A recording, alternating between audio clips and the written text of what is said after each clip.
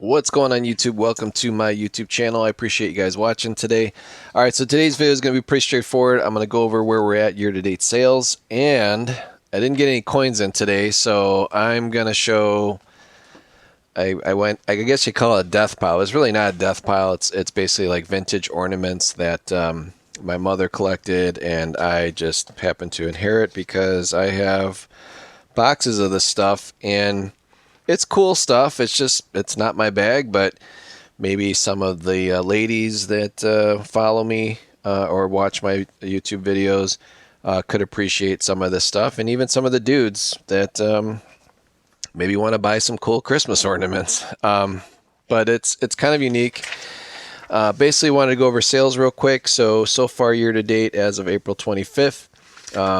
We're still keeping active listings, so we're listing at least 10 a day. Again, this is not my full-time job. This is my hobby. I do this for fun. And I also sell or resell other items besides coins so that I can put more money into my coin business and keep learning and sharing with you guys. So quickly, the numbers: 572 total sales so far this year out of 114 days. Got 27,563 in total sales. Then we got our sales tax, cost of goods sold, gifts, eBay fees, shipping. So we made about $8,600 total profit. We're doing about $48 per sale, which is not bad, considering I do list a lot of lower priced items as well. I've even listed some clothes.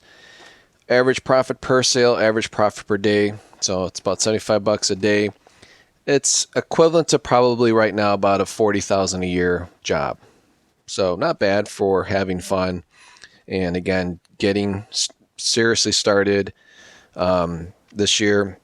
I did last year as well, but the goal is this year to sell at least $100,000 worth of stuff and just keep growing the coin inventory and getting that out to you guys. And eventually I will be rewarding myself by actually purchasing stuff that I will not be reselling. So that might be an ounce of gold, or I mean, the ultimate goal at the end of this year would be purchase a monster box or some kind of ridiculous Morgan silver dollar that's up there. So anyways, and we're running at about a 31% profit margin. So those are numbers. Goals are good. And as I was going through some of this stuff, I figured show you all the stuff I listed today. I think you guys might like dig some of this stuff. Maybe some of you have owned this stuff in the past, or you have it lying around the house, or maybe if you come across it during a garage sale or something like that, you might not even realize that it's even worth anything. So I've already kind of like packaged some of this stuff, but I'm going to just show you the things. And I guess the thing I can appreciate is like they definitely don't make stuff like this anymore. Here we've got a Bert. So if you grew up watching Sesame Street, or if you're a little bit older and you grew up and your kids grew up watching Sesame Street, or your grandkids, depending on what your age is, stuff like this is pretty cool. So this was made in Korea. Muppets, which actually owns the rights to Sesame Street, which a lot of people forgot about. Jim Henson there made that. And you don't see this very often. And this is 77 Dad. So this was probably given to my father when he was when I was one, because I was born in 76. And he's no longer with us. He's been gone for about 8 years. But this was, I guess, one of his ornaments. So it's going to be yours. It has no sentimental value to me whatsoever. So something like that's about 10, 15 bucks. I'm not asking a lot for this stuff because I have nothing in it, and I would rather it go to an actual collector that enjoys these things. Or maybe you want to make like a vintage tree or an antique tree.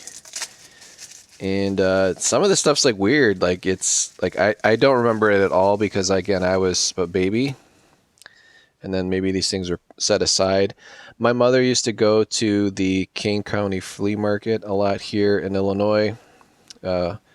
Kane is one of the counties.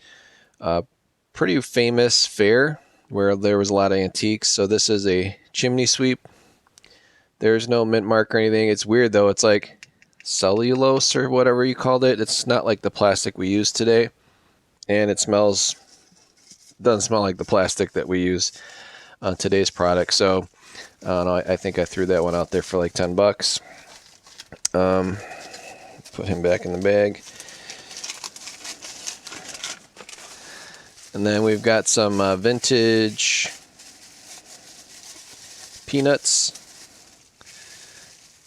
Peanuts for me is kind of interesting. Like, it wasn't on TV that often, and I guess it was like when it came on TV or something, it was kind of like a treat, right? Because I didn't grow up watching cable television. I watched, just whatever was on the antenna for free, and you had to watch commercials, right, to support your local channels. So when something like the Peanuts cartoons came on, it was kind of special. I thought it was kind of cool, but again, once it did come on to TV or more often, I was older and I didn't really care about it as much, but this was definitely a cool ornament. So this one is from Japan. It's like from 1950 when this one was made, I think, or maybe this is 70s. But the sticker is gone, but it's definitely a made in Japan item. Very cool. Charlie Brown. I didn't know he was in the band, but this depicts him playing the big O drum, the bass drum. This next piece is definitely from Japan. This is a very unique piece. I couldn't find any comps on it on eBay. I guess maybe because no one's probably has listed anything this nice. But this is I forgot the name of the art form, but it's one they use it could be bamboo strands, but it's very, very detailed. It's like straw, but I mean, guys, this is ridiculous. Like, this is something you just don't see artists make, like, stuff like this anymore. It actually feels like fish scales. So this is not painted on there. And, look at the detail here and the fins. I mean, this looks like someone mastered this craft and did just an awesome job. Like, even the fin up here, like, look at that tiny itty bitty detail. So very, very impressive, and it's double-sided, so it's cool on both ends, and it actually has some girth to it, so it's not just a flat 2D, it's like a 3D type koi. So this would probably make a really, really nice art gift for someone that has a lot of money invested either in a koi pond or fish tank, or just loves Japanese art. This is definitely not a made in China piece. I've seen those listed. They're not anywhere near as detailed. So the story behind this is my folks grew up, actually my grandparents, my one grandfather was, he was born here in California, but he obviously could speak Japanese because he was a Japanese American. He was my step grandfather. And he would always help out Japanese families moving in the areas kind of get, I guess, antiquated or find them a place to live. Just be an overall nice person. Like, hey, I'm American. You're coming from Japan to work here at whatever company. It wasn't even my grandfather's company that he was working at, but because my grandfather was friends with the Japanese consulate here in the Chicagoland area, he would kind of like meet up with Japanese folks coming here, and anyways, they became friends, and this particular item was given to my mother, and that's just a common Japanese culture. When someone kind of takes you in, takes you to restaurants, shows you around, just overall being nice, you send a gift as a gift of thank you. So this is something that she received as a gift, and they at the time, I believe they were living in Tokyo, Japan at the time. So this was probably purchased from some local artist, and you don't see stuff like this. So I'm asking a lot for this. I'm asking like $150, just because it's such a unique piece, and it's in beautiful condition. So it doesn't even look real. And literally, guys, it feels like an actual fish. It's very cool.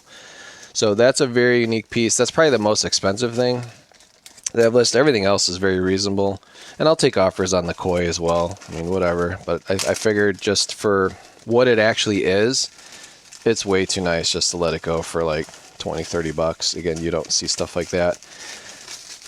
And then we have stuff like this that was kind of commonplace.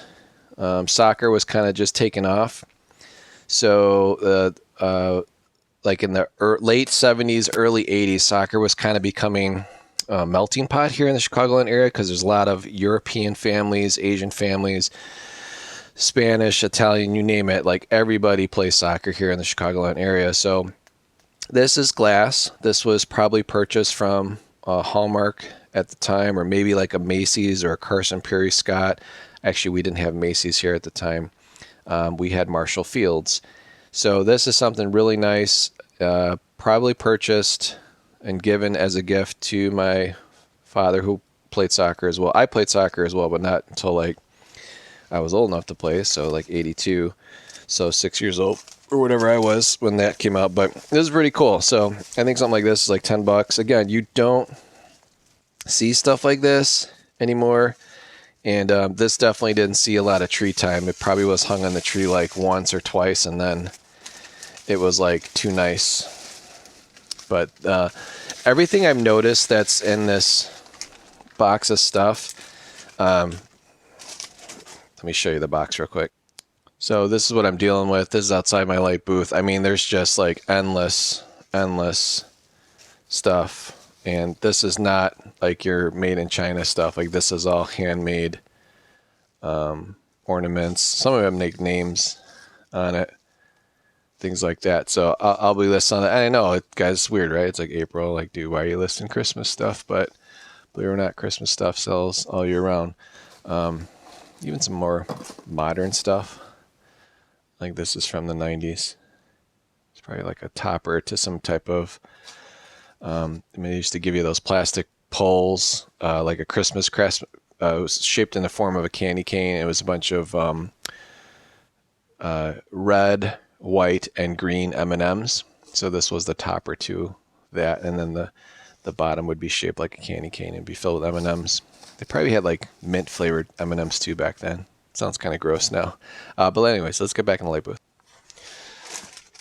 So again, like one of the main reasons too of unloading some of this stuff is like it's literally been sitting in my basement.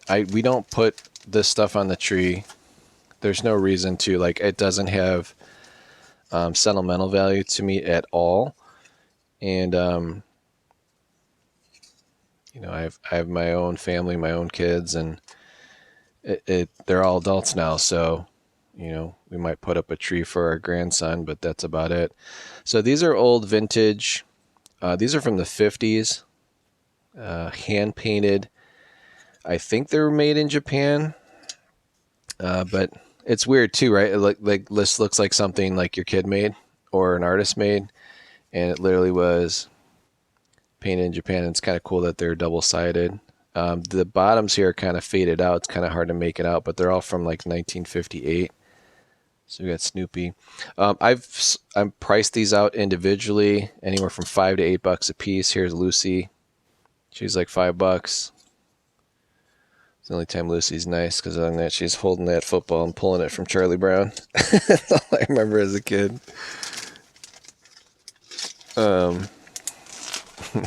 If you want to watch Lucy get beat up, you watch a Family Guy version of that. Don't show it to your kids, though. Lucy gets beat up pretty bad. So something like this here is pretty neat. This is a nativity. So we've got Mary. We got baby Jesus here. This is actually metal, too, guys. So this is not plastic. And then we've got made in West Germany on the bottom. So West Germany is from 1949 to 1990. And this could either been purchased by my mother when she would visit family in West Germany or Munich at the time, or she loved going to, they have this thing in downtown Chicago where there's like a German Christmas. It's actually right outside the Marshall Fields, now Macy's, where they set up a German Christmas theme where it's like literally like German food, German handmade ornaments, a lot of imported stuff. The Kris Kringle Market, I believe it's called. So something like this is pretty nice stuff. And I think this is like metal. It's not gold, but it's very well done. And again, this is not your made in China garbage, or even like the junk that you overpay for it, like Hallmark, if people still go to that store for ornaments. I kind of grew up with like all this stuff like in my face all the time, and having to go to the Hallmark store, and that was super boring. As a When I was a little boy, I just wanted to go to the toy store. Did not want to go to Hallmark. That was not the toy store for me at the time. Here's some cool old, so these little gold books, but these are called the Little Golden Book. I don't think these were mine. I think this is something my mother must have picked up at the Kane County fairgrounds. These are old. This one's from 1968. It's got like that feeling where no one's really bent the whole thing open. Like, you know, when you read a comic book, you flip it completely open. The binding's still very tight and all the pages are white. So I took pictures of that. I don't know, $10 for these little guys. This one's really in great condition. I remember this story too. Toodle or whatever, and all the other engines. What the story goes, this one's from 1945, super old. It's weird too, so it's like it's like a manufacturer defect on the top here, but other than that, it's awesome. You can even see the old staple inside there. So very cool, very old. Usually when you find this stuff, it's like beat to hell, or it's got, you know, all kinds of writing inside, or the pages are ripped, because kids were handling it, not actual adults. And I wanted to show, we got Woodstock in here. Woodstock's always cool. It's weird though. It's like, do does the younger generation even know like who these characters are? Like, there's no more comic strips, Sunday Funnies, right? And this is from 1972, made in Japan. So I think the only way kids see this is when it's like made fun out of with other cartoons that are kind of violent. Which is fine. It's like, if that's you know, it's for the older generation to know about and our kids not to know about, whatever, you know, I don't think they're missing out on much. There's probably plenty of new stuff for them to get into. This next and last piece is something I don't remember at all. So this is definitely an antique piece that my mother picked up and never hung on the tree and never showed anybody. But I'm like, why is it all in this like fancy paper? So here it is. This one's really cool. So this is something I believe from the 50s. It's definitely all handmade. It's like bead art, and the beads themselves, like even these things are like rusty. So this is old stuff, but yeah, this is how that would hang. And I forgot the name of the artwork, Goebbels or something like that. But I've got it listed. I think I got this one listed for like $50. So this is like literally the second most expensive thing. And again, it's just because it's old, handmade, and you usually don't find this stuff in this nice a condition. Or if you go to an estate sale, like, you're not going to find this because like the daughter or a family member has taken this with them. Because that was mom's, you know, star or whatever. I don't have no sentimental value to this whatsoever. I don't even remember this. So again, this is probably something she picked up at the King County Fair and probably paid a good money for it back in the late 70s, early 80s. So anyways, guys, I appreciate you guys watching. Again, you might have stuff like this lying around. If you do, don't donate it. I mean, resell it. Get it out there for others to enjoy. And if you enjoy collecting metals or precious metals or coins, I'm going to be taking all this money and reinvesting that into my business to purchase more coins, graded coins, things like that. And I got a lot more to list. So if you guys want any of this stuff, I definitely have. I always leave a link to my store in the description. And you could just click on collectibles or Christmas ornaments, and at least you know you're getting something legit, not a replica made in China type thing.